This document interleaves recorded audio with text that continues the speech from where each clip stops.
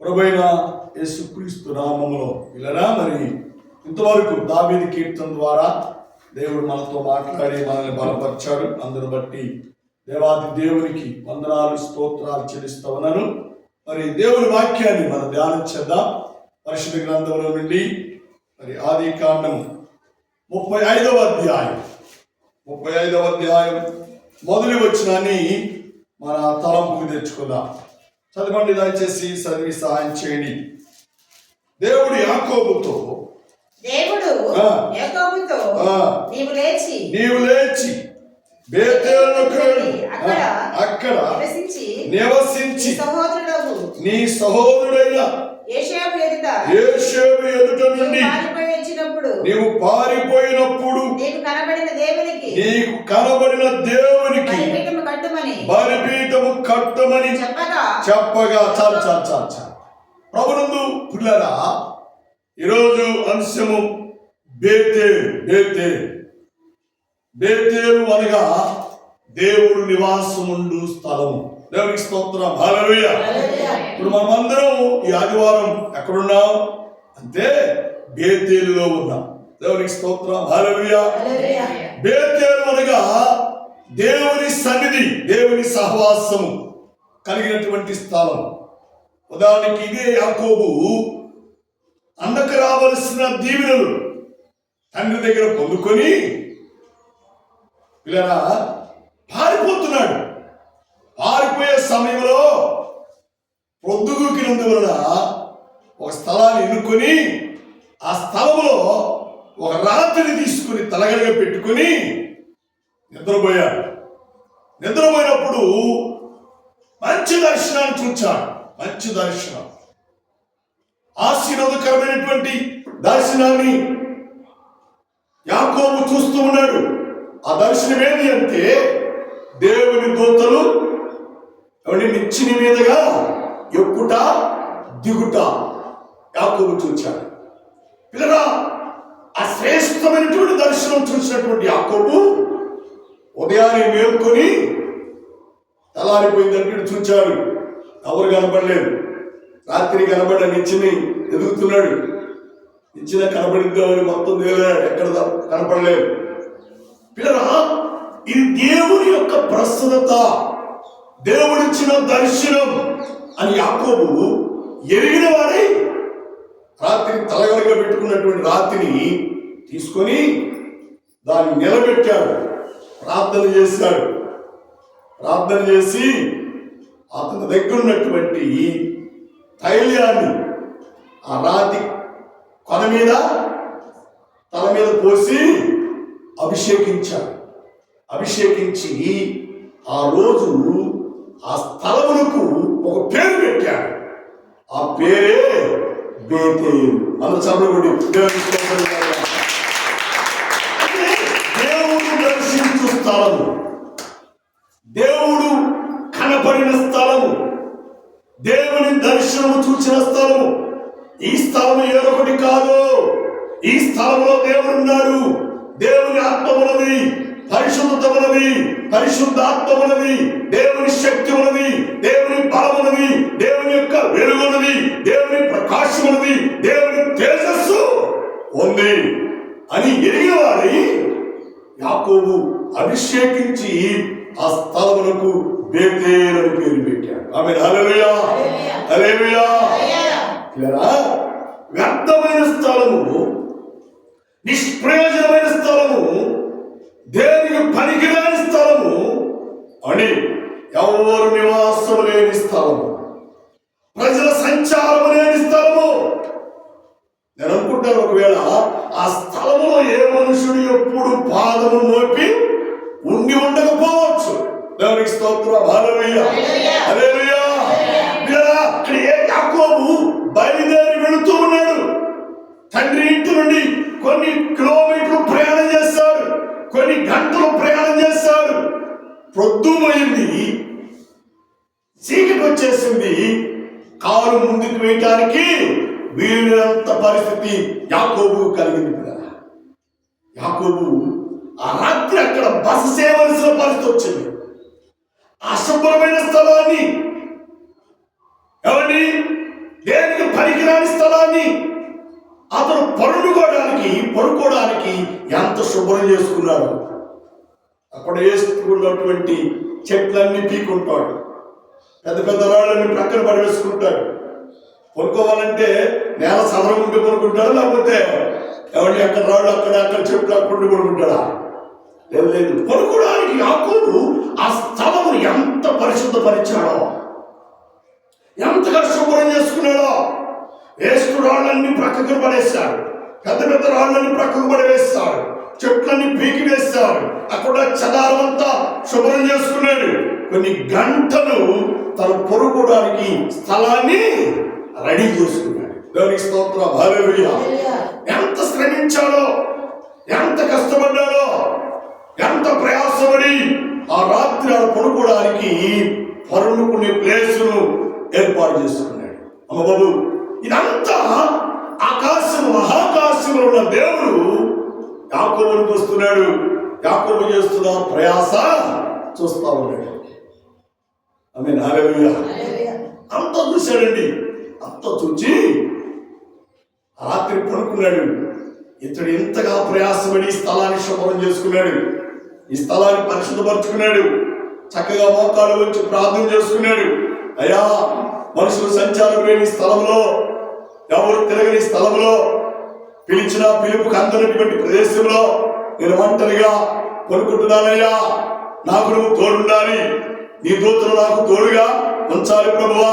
నీ ప్రసన్నత నాకు తోడుగా ఉండాలి, నీ కాపుదల నాకు తోడుగా ఉండాలి, నీ కనుసూపు నాకు తోడుగా ఉండాలి, నీ దుడ్డు కర్రయు నీ దండము నాకు తోడుగా ఉండాలని ఎంతగా ప్రార్థన చేసుకున్నాడు కదండి. దేవునికి స్తోత్రం, హల్లెలూయా, హల్లెలూయా. ఎలాగ ప్రార్థన చేయాలో అలాగ ప్రార్థన చేసుకుని ప్రార్థన పూర్వకంగా నిద్రపోయాడు. మంచి నిద్రలోకి వెళ్ళిన తర్వాత మంచి దర్శనం చూస్తున్నాడు. మంచి దర్శనం. ఆ దర్శనం ఏంటి అంటే, ఆకాశమునకును భూమికి నిచ్చెన వేయబడింది. దేవునికి స్తోత్రం, హల్లెలూయా. ఏమండి, ఆకాశానికి భూమికి నిచ్చెన వేయబడతాం. ఆ నిచ్చెన మీదుగా తెల్లని వస్త్రములు ధరించినటువంటి, మహిమ వస్త్రములు ధరించినటువంటి దేవుని దూతలు ఎక్కుటయు ఏమండి దిగుటయు భూమి మీదకి రావడం, ఆ స్థలంలో దేవుని దూతలు పాదములు మోపడం, సంచారం చేయడం, యాకోబు చుట్టూ తిరగడం, యాకోబు చుట్టూ తిరుగుతూ ఆ దూతలు పాటలు పాడుతూ దేవుని గానం చేయడం, మళ్ళా తిరిగి నిచ్చెన మీదుగా ఎక్కి మళ్ళా పరలోకానికి వెళ్ళడం. ఇదంతా యాకోబు కళ్ళకు కొట్టొచ్చినట్లుగా చూస్తూ ఉన్నాడు. అంతా చూస్తున్నాడు. గమనానికి స్తోత్రం, హల్లెలూయా. తెల్లారిపోయింది, లెగిచాడు. కనపడ్డటువంటి దర్శనాన్ని జ్ఞాపకం చేసుకుని, ఈ స్థలము భయంకరమైన స్థలం, హల్లెలూయా. ఈ స్థలము మహిమకరమైన స్థలం, ఈ స్థలము దేవుడి నివాసం ఉండే స్థలం అని ఆ స్థలములకు యాకోబు మంచి పేరు పెట్టాడు. అది ఏంటి అంటే, దేవునికి స్తోత్రం, హల్లెలూయా, బేతేలు అని పేరు పెట్టాడు. బేతేలు. ఈరోజు పిల్లల, దేవుని సన్నిధిలో ఉన్న నీవు, దేవుని సహవాసంలో ఉన్న నీవు, దేవుని సంఘంలో చేర్చబడిన నీవు బేతేలులో ఉన్నావా, లోకంలో ఉన్నావా? ఎక్కడున్నావో ఒకసారి నీకు నీవే పరీక్షించుకోవాలి.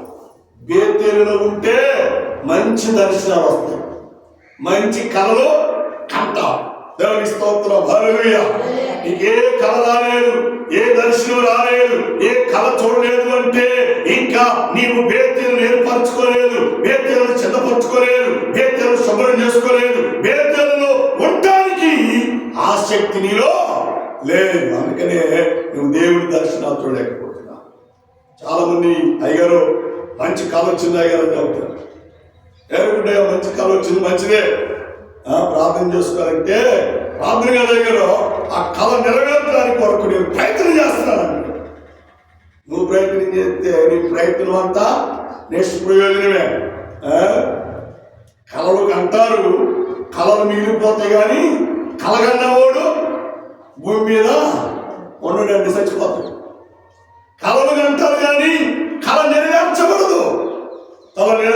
పొందాలి అంటే యాకోబు వలె ప్రార్థన జీవితాన్ని కలిగి ఉండాలి, భక్తి జీవితాన్ని కలిగి ఉండాలి, దేవుని అందరి విశ్వాస జీవితాన్ని కలిగి ఉండాలి, దేవుని అందరి ఆసక్తి కలిగినటువంటి జీవితంలో నీవు ఉంటే యాకోబును కళల ద్వారా దర్శనం ద్వారా దర్శించిన దేవుడు ఈరోజు నిన్ను కూడా దర్శిస్తాడు.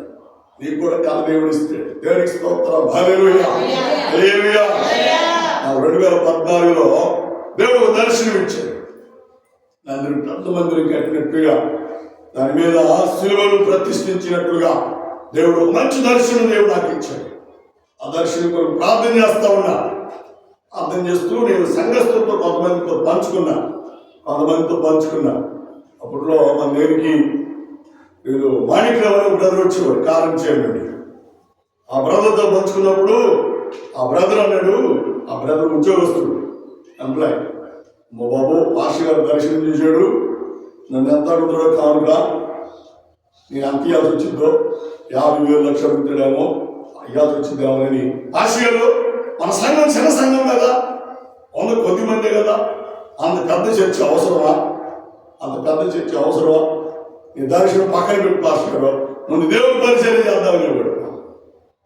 కానీ పిల్లలు అతను ఉన్నా అంత లేకపోయినా ప్రస్తుతానికి ఇప్పుడు మన అందరికి రావట్లేదులేండి. రాకపోయినప్పటికి కూడా దేవుడు 2014 వచ్చిన దర్శనం 2025లో దేవుడు నెరవేరుస్తున్నాడు. అందరూ చదవబడి దేవుడికి దర్శనం చూడాలి, చూసిన దర్శనం నెరవేర్చూడాలి అని ఇక్కడ యాకోబుతో మాట్లాడుతున్నాడు. యాకోబు, నీవు బేతేలుకి వెళ్ళి నీవు కనబడిన దేవునికి. ఎక్కడ కనబడ్డాడు దేవుడు? బేతేలులో కనబడ్డాడు. ఎంత గొప్ప ధన్యత అండి. మనం చర్చికి వస్తున్నాం, దేవుని సన్నిధికి వస్తున్నాం, దేవుని సహవాసానికి వస్తున్నాం. దేవుడు కనబడ్డాడా? దేవుని చూచావా? దేవుని దర్శనం చూసావా? సహోదరుడా సహోదరి, చేతులు జోడించి మనం చేస్తున్నాను. రావటం చర్చికి, పోవటం కాదండి. వచ్చిన నీవు దేవుని దర్శనం చూడాలి. యాకోబు కనపడిన దేవునికి బలిపీఠం కట్టాలి. ఎక్కడ కట్టమన్నాడు దేవుడు అంటే బేతేలులో కట్టు. ఎందుకు బేతేలు అంటే నీకు కనబడిన స్థలం అది, నిన్ను దేవుడు దర్శించిన స్థలము, దేవుడు నీతో మాట్లాడిన స్థలము, నీతో ఉన్న స్థలము, నిన్ను అభిషేకించిన స్థలం. అక్కడ నువ్వు బలిపీఠం కట్టు. దేవునికి స్తోత్రం. హల్లెలూయా హల్లెలూయా. బలిపీఠం కట్టాలి అంటే చాలా శ్రమ ప్రియాల. బలిపీఠం కట్టాలని చాలా శ్రమ. ఇలా డబ్బులు పెడితే అన్ని దొరుకుతున్నాయి. ఉపవాస ప్రార్థన అనగానే మనకేం కావాలో కొట్లో పోయి తెచ్చుకున్నాం, ఉపవాస ప్రార్థనలో కూర్చొని పలారం ఉంచుకొని తిని వెళ్ళిపోతున్నాం. ఆ రోజున అలా కాదండి. బలిపీఠం కట్టాలి అంటే యాకోబే పొలలు తేవాలి, కట్టెలు తేవాలి. బలిపీఠానికి సన్న సన్న పొలలు బలిపిరా. బలిపీఠములకు పెద్ద పెద్ద ముద్దులు కావాలి. అవన్నీ ఒక్కడే సమకూర్చాలి, ఒక్కడే తేవాలి. ప్రభువా, నేను ఒంటరి వాడిని, ఎందుకు నాకు బలిపీఠం కట్టమని చెబుతున్నావు? బలిపీఠం కాదులే, ఏదో ఒక పశువును వధించి నేను నీకు శాంతి చేస్తానని యాకోబు చెప్పాలి. కానీ చెప్పట్లా. తను తాను బలిపీఠం కట్టడానికి దేవునికి సమర్పణ చేసుకుంటున్నాడు, దేవునికి అర్పించుతున్నాడు. దేవునికి పిల్లలా అంకిత భావంతో బలిపీఠం కట్టడానికి యాకోబు చిత్తపడుతున్నాడు. ఉదయ కాలంలో దేవుని సన్నిధికి వచ్చిన నీవు కూడా దేవునికి బలిపీఠం కట్టాలి. దేవునికి స్తోత్రం. హల్లెలూయా హల్లెలూయా. చాలా మంది అంటారు, అయ్యా నేను బలిపీఠం కట్టాలి, మా ఇంట్లో అందరూ సహకరించాలయ్యా, ప్రార్థన అందరూ కూర్చోవాలయ్యా అంటారు. అందరూ కూర్చోడానికి సహకరించకపోవచ్చు, కానీ యాకోబుతో మాట్లాడే దేవుడు ఈ ఉదయకాలం నీతో మాట్లాడుతున్నాడు. ఒక్కదానివే బలిపీఠం కట్టాలి. దేవునికి స్తోత్రం. హల్లెలూయా హల్లెలూయా. ఆ రోజుల్లో పొలల నుంచి బలిపీఠం కట్టాలి. ఈరోజు పొలలు కాదు, నువ్వు మోకాడు నుంచి బలిపీఠం కట్టాలి. ఉపవాసం నుండి బలిపీఠం కట్టాలి. నీ కన్నీరు గారుస్తూ బలిపీఠం కట్టాలి. నువ్వు రోధిస్తూ దేవుని దగ్గర బలిపీఠం కట్టాలి. ప్రార్థనాత్మతో నింపబడి బలిపీఠం కట్టాలి. పరిశుద్ధాత్మతో నింపబడి బలిపీఠం కట్టాలి. పరిశుద్ధాత్మ శక్తిని పొందుకుంటూ బలిపీఠం కట్టాలి. దేవుని యొక్క మహిమను కొమ్మరించబడినట్టుగా, దేవుని వెలుగును చూచినట్టుగా, దేవుని ప్రకాశమును నువ్వు పొందినట్టుగా దేవుని కొరకు బలిపీఠం కట్టాలి. అది యాకోబుతో చెప్పిన దేవుడే ఈ ఉదయకాలంతో మాట్లాడుతున్నాడు. నీవు కనబడిన స్థలంలో, అదే ప్రదేశంలో నువ్వు బలిపీఠం కట్టాలి. హల్లెలూయా. నువ్వు రక్షించబడిన సంఘంలో, నువ్వు మారు మనసు పొందిన సంఘంలో, దేవుని వాక్యము ద్వారా నిన్ను పట్టుకున్న సంఘంలో, నిన్ను దర్శించిన సంఘంలో నువ్వు బలిపీఠము కట్టి దేవుని కనపరచాలి. దేవునికి స్తోత్రం. హల్లెలూయా. దేవుని మహిమపరచు వారుగా ఉండాలి. దేవుని ఆరాధించు వారుగా ఉండాలి.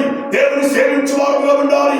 దేవుని యొక్క మహిమ చేత మనము బలపరచబడే వారుగా ఉండు నిమిత్తమై నీకు కనబడిన దేవునికి నువ్వు బలిపీఠం కట్టాలి. దేవునికి స్తోత్రం. హల్లెలూయా. చూడు బైబిల్లో చక్కని మాటకు తలంపు చేస్తాను, చదివి సహాయం చేయండి. పరిశుద్ధ గ్రంథంలో నుండి ఇదే ఆదికాండం 28వ అధ్యాయం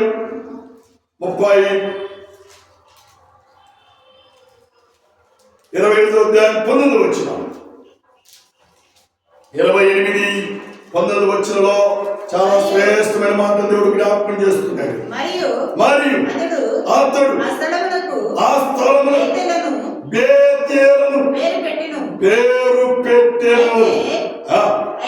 అయితే మొదట దాని పేరు లూజు. అప్పుడు దేవునికి స్తోత్రం. హల్లెలూయా. మరియు అతడు ఆ స్థలమునకు బేతేలుని పేరు పెట్టెను. దేవునికి స్తోత్రం. హల్లెలూయా. బేతేలు అనగా దేవుడు దర్శించిన స్థలము, దేవుని మందిరము, దేవుని పరిశుద్ధ స్థలము. దేవునికి స్తోత్రం. హల్లెలూయా. లేదా దేవుని కొరకు సిద్ధపరచబడిన మనము దేవుని సన్నిధిలో ఉండి దేవుని మహిమను చూచువారుగా ఉండాలి. దేవుని వెలుగును చూచువారుగా ఉండాలి. దేవుని ప్రకాశమును చూచువారుగా ఉండాలి. దేవుని చేత బలపరచబడే వారుగా మనం ఉండాలి అని దేవుని వాక్యము ద్వారా దేవుడు మనకు జ్ఞాపకం చేస్తున్నాడు. చుడుకో మనకు తలపు చేస్తాను, చదివి సహాయం చేయండి. పరిశుద్ధ గ్రంథంలో నుండి చాలా శ్రేష్టమైన మాట, పిల్లల చాలా అద్భుతమైన మాటలు దేవుడు జ్ఞాపకం చేస్తూ మాట్లాడుతున్నాడు. దేవుని గ్రంథంలో నుండి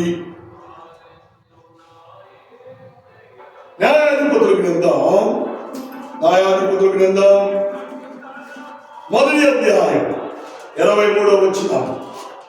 న్యాయాధిపతులు 1వ అధ్యాయం 23వ వచనంలో చాలా శ్రేష్టమైన మాటలు దేవుడు మనకు జ్ఞాపకం చేస్తూ మాట్లాడుతున్నాడు. 1వ అధ్యాయం 23వ వచనం. 1వ అధ్యాయం 23వ వచనంలో పూర్వము లూజా బడిన బేతేలును ఎరుగు చూచుటకు యేషోవా ఇంటి వారు దూతలను పంపగా. దేవునికి స్తోత్రం. హల్లెలూయా. పూర్వము బేతేలు కాకమునుపు ఆ స్థలం ఏ స్థలమట? లూజు అనబడిన స్థలం. అర్థమైందా? లూజు అనబడిన బేతేలు. పూర్వము పేరు దేవుడు తీసివేశాడు. పూర్వమును హింసకుడుము, పూర్వము నీవు హానికరుడుము, పూర్వము దేవునికి దోషకరమైన వ్యక్తిగా ఉన్నా. కానీ ఇప్పుడు దేవుడు వాక్యము నిన్ను దర్శించిన తర్వాత, దేవుడు నీతో మాట్లాడిన తర్వాత, దేవుని దర్శనమును చూచిన తర్వాత నీవు బేతేలుగా మార్చబడ్డావు. దేవుని కుమారుడిగా మార్చబడ్డావు. దేవుని కుమార్తెగా మార్చబడ్డావు. దేవుని వాక్యము చేత నువ్వు పట్టబడ్డావు. దేవుని వాక్యము చేత దేవుడు నిన్ను మార్చివేశావు. దేవుని స్తోత్రం. హల్లెలూయా. ఇప్పుడు నీవు బేతేలు. ఎవరు నువ్వు? చెప్పండి, ఎవరు? బేతేలు. దేవుడు దర్శించిన స్థలం, దేవుడు దర్శించిన వ్యక్తిని, దేవుడు దర్శించిన కుమార్తెవు అని దేవుని వాక్యము ద్వారా దేవుడు మనతో మాట్లాడుతున్నాడు. కాబట్టి దేవుడు నిన్ను దర్శించిన కాలము ఎంతో విలువైనది, ఎంతో విలువైనది. అందుకంటాడు, నువ్వు నిన్ను దర్శించాను కాబట్టి నువ్వు మౌనంగా ఉండబాక, నిర్లక్ష్యంగా ఉండబాక. ఏం చేయాలి అంటే ప్రార్థనా భారాన్ని కలిగి ఉండాలి. యాకోబు నిర్లక్ష్యం చేస్తాడు. యాకోబు నిర్లక్ష్యంగా ఉన్నాడు. దేవుని సహవాసాన్ని మర్చిపోయాడు. దేవుని సన్నిధిని మర్చిపోయాడు. దేవుడు దర్శించిన దినాన్ని మర్చిపోయాడు. మర్చిపోయి లోకంలో సంచారం చేస్తా ఉన్నాడు. భార్యలతో సంచారం చేస్తూ ఉన్నాడు. పిల్లలతో సంచారం చేస్తున్నాడు. దేవునికి బలిపీఠం కట్టలేదు, ప్రార్థన చేయట్లేదు. దేవుని సహవాసాన్ని కోల్పోతూ ఉన్నాడు. అందుకనే ఆదికాండం 35వ అధ్యాయంలో మళ్ళా యాకోబుతో మాట్లాడుతున్నాడు. యాకోబు, నీకు కనబడిన దేవునికి, బేతేలులో నిన్ను దర్శించిన దేవునికి నువ్వు బలిపీఠం కట్టు, బలిపీఠం కట్టు. ఈరోజు చాలా మంది సంఘస్థులు ఎలా ఉన్నారంటే, మారు మనసు పొందాం, రక్షించబడ్డాం, బాప్తిసం తీసుకున్నాం, ఆదివారం చర్చికి వస్తున్నాం, ఇదే భక్తి అనుకుంటున్నాం. అది చాలు భక్తే, అది చాలు. మరేం చేయాలి అంటే బలిపీఠం రోజు కడుతూనే ఉంటారు. హల్లెలూయా, హల్లెలూయా. ఎప్పుడు వరకు ఇద్దరు పాస్ గారు బలిపీఠం అంటే నువ్వు చచ్చేదాకా, ఆయన వచ్చేదాకా. హల్లెలూయా. ఈ బలిపీఠం కట్టడం ఆగకూడదు, శ్రమ పడాలి, దేవుని దగ్గర వాగ్దానం వచ్చాలి, దేవుని దగ్గర కన్నీరు కార్చాలి, దేవుని దగ్గర దుఃఖించాలి, దేవుని దగ్గర రోధించాలి, దేవుని దగ్గర ప్రార్థించాలి, దేవుని దగ్గర అంగలార్చాలి. అయ్యా, నా కుటుంబము మారాలి ప్రభువా. అందుకే ఈ కట్టెలు బెరుస్తున్నాయి, ప్రార్థన బెరుస్తున్నాను ప్రభువా. నా కుమార్తె మారాలి ప్రభువా, నా కుమారుడు మారాలి ప్రభువా. వాడు ప్రార్థనకు వస్తున్నారు కానీ మా కాడ ఉంచట్లేదయ్యా. వాడు ప్రార్థనకు వస్తున్నారు కానీ ఉపవాసం ఉంటలేదయ్యా. వాడు ప్రార్థనకు వస్తున్నారు కానీ పాట పాడలేకపోతున్నారు ప్రభువా. వాడు ప్రార్థనకు వస్తున్నారు కానీ బైబిల్ చదవట్లేకపోతున్నారు ప్రభువా అని నీ పిల్లల, నీ కుటుంబం కొరకు రోజు బలిపీఠం కడుతూనే ఉండాలి అన్న చెప్పబడి. అదే ఆత్మ సంబంధమైన బలిపీఠం, అదే ఆత్మ సంబంధమైన బలిపీఠం. నాన్న ప్రార్థన చేస్తున్నాడు కానీ పిల్లల మౌనంగా ఉండకూడదు. అమ్మ ప్రార్థన చేస్తుందని పిల్లల మౌనంగా ఉండకూడదు. భార్య ప్రార్థన చేస్తుందని భర్త మౌనంగా ఉండకూడదు. భర్త ప్రార్థన చేస్తున్నాడని భార్య మౌనంగా ఉండకూడదు. బాబు, నీ ఇంటి వారితో నువ్వు బలిపీఠం కట్టాలి. బలిపీఠం కట్టాలి అంటే ఇదే 35వ అధ్యాయంలో, ఆదికాండం 35వ అధ్యాయంలో 2వ వచనం చూస్తే అని అంటాడు, మీ వద్దనున్న అన్య దేవతలను తీసి పారవేయాలి. ఆచార సంబంధమైన భక్తిని తీసివేయాలి. అలవాటు సంబంధమైన భక్తిని తీసివేయాలి. ఆచారం కనబడకూడదు, అలవాటు కనబడకూడదు. వీడు ఆత్మీయతే కనపడాలి, విశ్వాసమే కనపడాలి, దేవుని అందరి రక్షణ జీవితమే కనపడాలి అని దేవుని వాక్యం ద్వారా దేవుడు మనకు జ్ఞాపకం చేస్తున్నాడు. దేవుని స్తోత్రం. హల్లెలూయా, హల్లెలూయా. అంటాడు, అన్ని దేవతలే కాదు, మీ వస్త్రములను మార్చుకోండి అంటే వస్త్రాలను మార్చుకోవాలి. అర్థమైందా? ఎవడి శరీర సంబంధమైన అలంకరణగా ఉండనే బలిపీఠం కట్టే నీవు భక్తితో కట్టాలి. బలిపీఠం కట్టే నీవు విశ్వాసంతో కట్టాలి. బలిపీఠం కట్టే నీవు నీ ఇంటి వారందరూ కూడా దేవుని అందరి నమ్మకత్వం ఉంచి కట్టాలి. అప్పుడే దేవుడు మీకు మంచి దర్శనం ఇస్తాడు. దేవుని స్తోత్రం. హల్లెలూయా, హల్లెలూయా. మంచి దర్శనం. ఏ దర్శనం తెలుసా? నీ పిల్లడు గస్టెడ్ ఆఫీసర్ అయినప్పుడు హల్లెలూయా. నీ కుమారుడు కుమార్తెలు మంచి ఆఫీసర్గా మంచి చైర్లో కూర్చొని గ్రీనింగ్ సంతకం పెట్టినట్టుగా దేవుడు నీ దర్శనం చూపిస్తాడు. అర్థమైందా? నీ కష్టాలను పోతాయి, నీ బాధలను పోతాయి, నీ శోధనలు పోతాయి, నీ శ్రమలు పోతాయి. అవన్నీ పోవాలి అంటే యాకోబు కనబడిన దేవుడు నీకు కనబడుతున్నాడు, వాక్యంతో మాట్లాడుతున్నాడు. దేవుని వాక్యం ద్వారా దేవుడు నిన్ను దర్శిస్తున్నాడు. దేవుడు నిన్ను దర్శించిన కాలమున ఎవడి బేతేలుగా మార్చబడాలి. హల్లెలూయా, హల్లెలూయా. ఆ స్థలంలో అన్ని ఏరి చేసినట్టుగా నీ హృదయంలో ఉన్న వేస్ట్ అన్ని ఏరి పారవేయాలి. దేవునికి స్తోత్రం. వ్యర్థమైనవన్నీ తీసి పారవేయాలి. అందుకని ఏమి ప్రవక్త అంటాడు, నీ హృదయం అన్నిటికంటే మోసకరమైనది, అది ఘోరమైన వ్యాధి అంట. వ్యాధి హృదయము మోసకరము హృదయంలో ఉన్నటువంటి అన్ని వేరు పారవేయాలి. ఈ స్థలం శుభ్రం చేయాలి, పరిశుభ్రపరచాలి. ఈ స్థలము దేవుని కొరకు నువ్వు ఆయుక్తపరచాలి. అప్పుడే యాకోబును దర్శించిన దేవుడు, యాకోబుతో మాట్లాడే దేవుడు, యాకోబుని బేతేలులో ఉంచిన దేవుడు నిన్ను కూడా ఉంచుతాడు. ఉంటారు అని దేవుని వాక్యం ద్వారా దేవుడు మనతో మాట్లాడుతున్నాడు. కాబట్టి పిల్లరా, మనల్ని మనం దేవునికి అర్పించుకున్నాం, మనల్ని మనం దేవునికి సమర్పణ చేసుకున్నాం. దేవుని చిత్తానుసారమైన జీవితంలో మనం జీవించినట్లయితే అశుభ్రమైన స్థలాన్ని బేతీలుగా మార్చిన దేవుడు వ్యర్థమైన నిన్ను దేవుని కుమారుడుగా, దేవుని కుమార్తెగా దేవుడు మార్చుకున్నాడు. దేవుడి స్తోత్రం చెప్పండి. దేవుని స్థలముగా దేవుడు మనం ఏర్పరచుకున్నాడు. దేని పనికి రాని మనం అందుకని దేవుని వాక్యం చక్కని మాట లేదు. దీనుని పెంట కుప్పల నుండి పైకి లేవనెత్తువాడు ఆయనే. మనందరిని పెంట కుప్పల నుండి దేవుడు పైకి లేపాడు. లేపి ఎక్కడ పెట్టాడు? దేవుని స్థలం అని బేతేలులో దేవుడు ఉంచాడు, దేవుని సన్నిధిలో ఉంచాడు. నువ్వు దేవుని సన్నిధిలో నువ్వు ఉన్నావు, మంచిదే. నీ హృదయం కూడా మంచి బేతేలు కావాలి.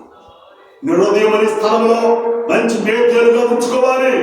అప్పుడే దేవుడు నిన్ను దర్శిస్తాడు. బేతేలులో ఉండాలి అంటే బలిపీఠం కట్టాలి. బలిపీఠం కట్టాలి అంటే నీ యొద్దనున్న అన్ని దేవతలను తీసి పారేయాలి. దేవునికి స్తోత్రం. హల్లెలూయా, హల్లెలూయా. అన్ని ఆచారాలు తీసివేసుకోవాలి. మనోడు ప్రార్థనకు వస్తారు, ప్రార్థన చేస్తారు.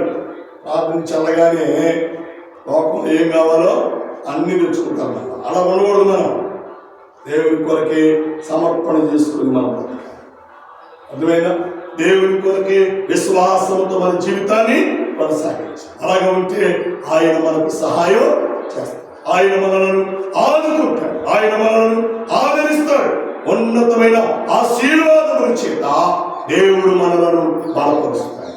అతి కృప, అతి సమాధానం మనం పొందుకొని నిజమైన బేతలలో జీవిస్తూ దేవుని ఆశీర్వాదాలు, దేవుని దీవులు నీవును ఇంటి వారందరూ పొందుకొని నిత్య రాజ్యానికి, పరలోక రాజ్యానికి వారసులుగా ఉండాలని ప్రభు పేరట, ప్రభు నామములో మనం చేస్తున్నాం. దేవుడి మాటను, దేవుడి వాక్యాన్ని మనందరూ దీవించి ఆదరించి ఆశీర్వదించుగాక.